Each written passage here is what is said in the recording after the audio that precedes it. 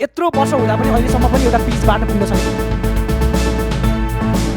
नियमप्रति चाहिँ आस्था मर्यो अथवा तपाईँले काम गर्दाखेरिमा त्यतिखेर चाहिँ भ्रष्टाचार थिएन भन्नुभयो। चाहिँ यत्रो ठुलो आन्दोलन भएपछि जेनजी आन्दोलन भए पश्चातमा चाहिँ अहिले नयाँ सरकार आएको छ। यो भ्रष्टाचार गर्नु हुने होइन। हामी जनप्रतिनिधि हौँ। जनप्रतिनिधि भने त स्वच्छ जनता सेवा गर्ने भनेर सम्झिएको थिएँ। अहिले त यहाँ मेरो विचारले त्यो भन्न त अलिकति नमिल्ने कुरा हो। अहिले मान्छे होइनन्, किनभने जब राक्षसको खाने त्यो दानवहरूले खाने त्यो भोजन गरिसकेपछि अहिले तिनीहरू मान्छ छैन। हामी पुराना मान्छे देववंशी हौँ, हामीसँग लाज छ। हामीले फेरि गएर यो पुनर्समा तिर्नुपर्छ भन्ने पनि छ। अहिले त्यो छैन। अर्काको चोरेर ठगेर खाउँ भन्ने अहिले भ्रष्टाचार मौलाउने कारण माथिदेखि तलसम्म त्यही रहेछ। बाजे एउटा कुरा मैले थपेँ है, तपाईँले जुन अहिलेसम्म भन्नुभयो, अहिले भर्खर भन्नुभयो, त्यो कुरा अनुसार चाहिँ मैले के बुझेँ भन्दाखेरिमा त्यो समयमा भ्रष्टाचार नहुनु र यो समयमा भ्रष्टाचार नहुनुको मुख्य कारण के हो भन्दाखेरिमा त्यतिखेर मान्छेहरू कुनै पनि धर्म एउटा नियममा बाँधिएका थिए होइन। उनीहरूले भ्रष्टाचार गर्नु हुँदैन भन्ने कुराको बारेमा चाहिँ एकदम अवगत थियो। गऱ्यो भने पाप लाग्छ, त्यो गर्नु हुँदैन, त्यो अनैतिक क्रियाकलाप हो भन्ने कुराको बारेमा तपाईँले अवगत थियो। तर अहिले जब जसै मान्छे चाहिँ अब ग्लोबली जसरी चाहिँ मान्छेहरू के भयो भन्दाखेरिमा चाहिँ तपाईँको छाडा हुँदै गए, नियम उल्लङ्घन गर्दै गए। त्यसपछि चाहिँ मान्छेलाई चाहिँ यस्तो नियमहरूको बारेमा यस्तो गऱ्यो भने यस्तो हुन्छ है भन्ने यस्ता चाहिँ नियमको बारेमा सजायको बारेमा चाहिँ डर कम हुन थाल्यो। अनि त्यो डर कम भएर नै भ्रष्टाचारमा मान्छे चाहिँ फसेको देख्न पाइन्छ होइन त? यही हो त। फेरि अहिले त कहाँसम्म छाडा भयो भन्दाखेरि त्यो विष सेवन गरिसकेपछि बुवालाई हानेर मार्ने मानिस जन्मे। अहिले मैले प्रश्न देखेँ, म प्रश्न भन्छु पनि। एउटा हाम्रो सिन्जामा दानबहादुर साई भन्ने असै हो, त्यसको दुईवटा श्रीमती रहेछ। कान्छीबाट दुईवटा छोरा, जेठीबाट एउटा छोरा। तिनले पेन्सन बुझी ल्याउँदाखेरि त्यो हामी एउटै क्लासमा पढ्ने मान्छे हो। पेन्सन बुझी ल्याउँदाखेरि त्यो जेठा छोराले भन्छ, है बुढा म मोटरसाइकल किन्छु, मलाई 1,20,000 रुपियाँ चाहिन्छ भनेर भनेछ। बा अब पेन्सन बुझायो। त्यो दुईवटा आमा छन्, तिनवटा भाइ छौ, म 20,000 रुपियाँ दिन्छु। अनि तिमी आमालाई पनि पाल्नु पऱ्यो, मैले पनि पालिनु पऱ्यो भन्दाखेरि त्यो होइन। म त सौता जेठी छोरा हो नि त, तिमीले 40,000 पाउनु पऱ्यो, मैले 20,000 पाउनु पर्ने। हात समातेर च्याट्ट गालामा हाल्दाखेरि बुवालाई ठुसुक्कै मार्यो। हालकै 2-4 वर्ष गर्न हो। तासम्म पुगिसक्यो, सीमा नागिसक्यो। अब अहिले देउता धर्म करम भन्ने यहाँ देउता छन् भन्ने थाहा छ मसँग। म देववंशी मान्छे हो, म कैलाश दर्शन गर्ने। मैले त्यो कुरा बाहिर प्रचार गर्दाखेरि यो बहुलाया मान्छे त होइन यो भन्ने कुरा मैले शिव पार्वती प्रत्यक्ष दर्शन गरे मान्छे, प्रत्यक्ष दर्शन दिइबक्स्यो मलाई कैलाशमा गएर।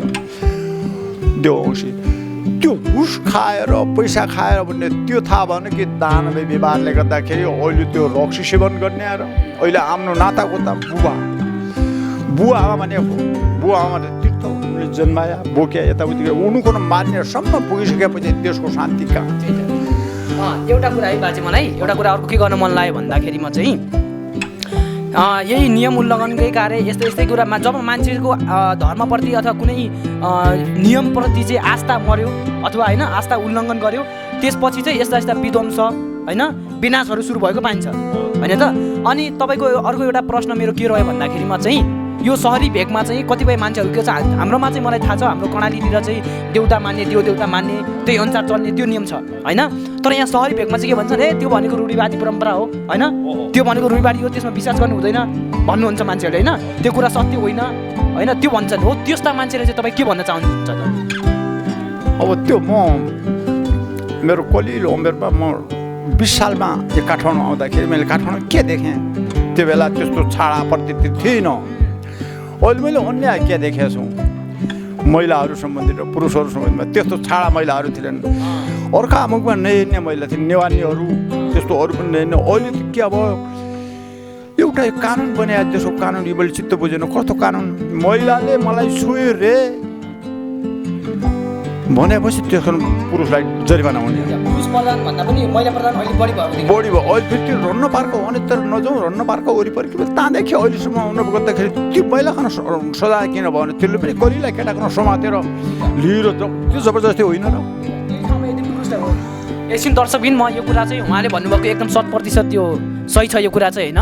तपाईँहरूलाई पनि म प्रश्न गर्न चाहन्छु कि जस्तै उहाँले भने जस्तै चाहिँ अहिले चाहिँ हाम्रो चाहिँ यो प्रोस्टिट्युसनको कामहरू भइरहेको हुन्छ होइन, यो जुन इलिगल छ नेपालमा। तर पनि के छ भन्दाखेरिमा यदि त्यही स्थानमा रत्नपाकै एरियामा त्यही स्थानमा यदि पुरुष छ भने होइन, त्यही ठाउँमा पुरुषलाई चाहिँ त्यसरी समातेर लग्यो अथवा कुनै प्रलोभन देखाएर लग्यो भनेपछिमा त्यसमा पुरुषको कुनै पनि गल्ती देखाइन्न होइन, तर त्यसमा कुनै पनि पुरुषको गल्ती देखाइन्न।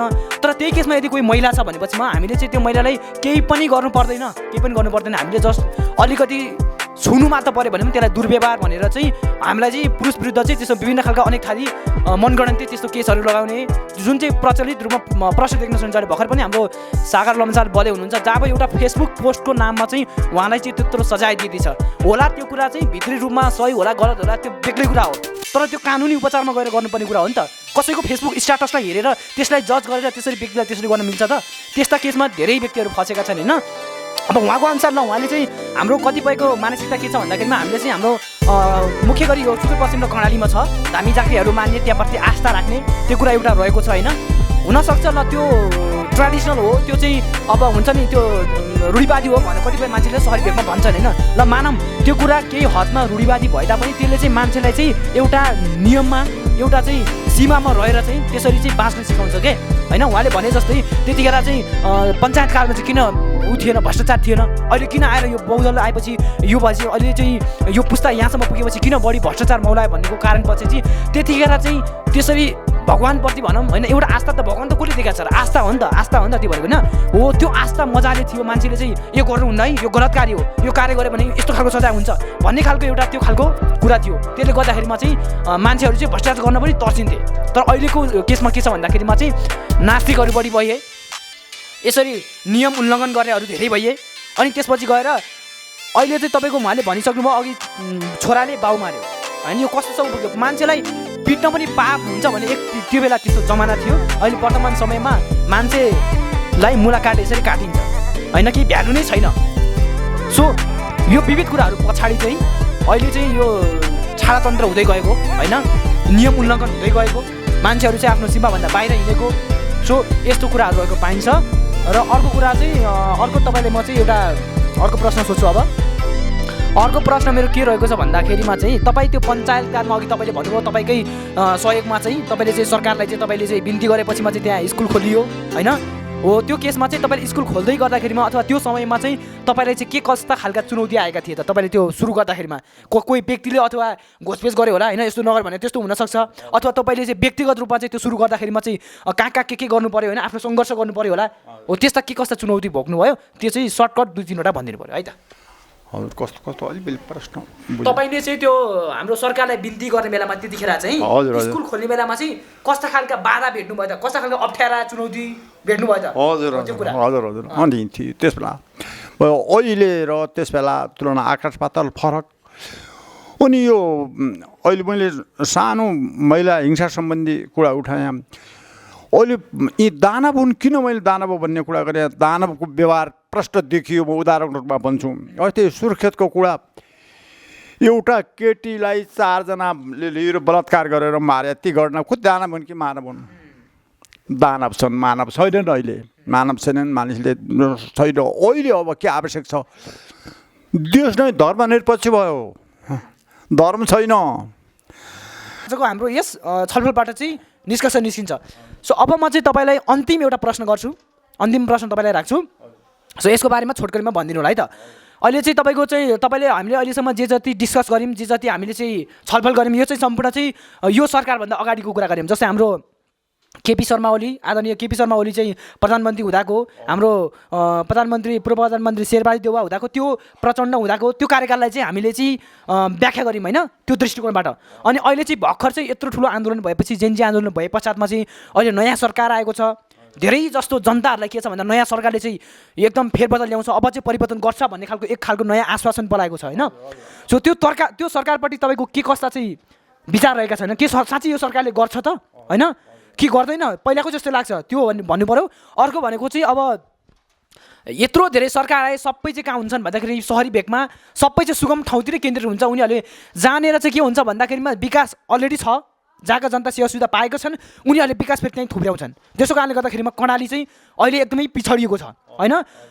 यहाँनिर चाहिँ तपाईँको कतिपय ठाउँमा चाहिँ देशको कतिपय ठाउँमा चाहिँ अब सबै धेरै जस्तो अब खानेपानी भनौँ शिक्षा भनौँ विद्युत भनौँ सबै फेसिलिटी पुर्याएको छ नि त तर कर्णालीमा यत्रो वर्ष हुँदा पनि अहिलेसम्म पनि एउटा पिच बाटो पुग्न सकेको छैन जसले गर्दा कयौँ जनताहरूले चाहिँ अकालमै आफ्नो ज्यान गुमाउनु परेको छ होइन आजसम्मका सरकारहरूले चाहिँ त्यो कुरामा चाहिँ ध्यान पुर्याएका छैनन् मैले अस्ति भर्खर मात्र एउटा ज्ञानेन्द्र साईको इन्टरभ्यू हेरेको थिएँ उहाँको इन्टरभ्यूमा के भनेको थियो भन्दाखेरिमा चाहिँ अस्ति भर्खर मात्रै हाम्रो कुलमान घिसिङले चाहिँ आफूले चाहिँ यो हाम्रो जुन यो छोटो समयको त्यो सरकारलाई चाहिँ सरकार सकिनुभन्दा पहिला उहाँले राजीनामा दिनुभन्दा पहिला चाहिँ एउटा साइन गर्नुभएको थियो त्यसमा चाहिँ हाम्रो अहिले गोठीज्यूलादेखि